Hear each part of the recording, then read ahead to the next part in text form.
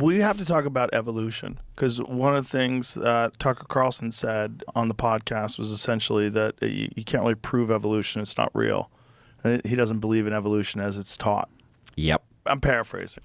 Yeah, I went back and listened to it. What did he exactly say? I think what he means is we see evidence for what we would call microevolution, but we don't see evidence for what we would call macroevolution. This is a commonly believed thing in intelligent design circles. And so microevolution, we would talk about the way a creature or a population of creatures would change relative to their environment. If the environment gets drier, those individuals who are more drought tolerant will outcompete the individuals that require more water, and so we'll see the population change over time. But he's saying we don't see evidence for macroevolution, which is the production of new species from old species. A monkey becoming a person. Yeah, we don't see big changes like that. But here's the problem. The correct response to Tucker, I do not believe involves what most people want me to do in response to something like what Tucker has said. What do you think that is? What do you think most people want? I think people want the career evolutionary biologist to break out a bunch of examples from nature that make the case very, very clear so that they can relax. Tucker's concern isn't based in science, and they can go back to feeling comfortable that, the Darwinists have it well in hand. That's not where I am. I could do that, but I don't feel honorable doing that.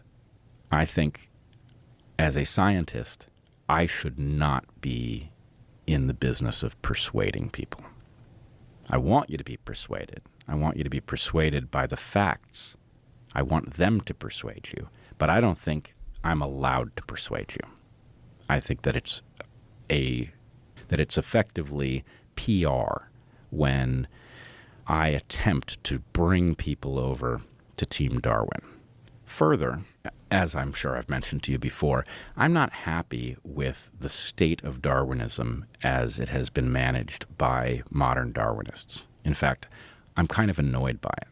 And although Tucker, I do not believe, is right in the end, there is a reason that the perspective that he was giving voice to is catching on in 2025.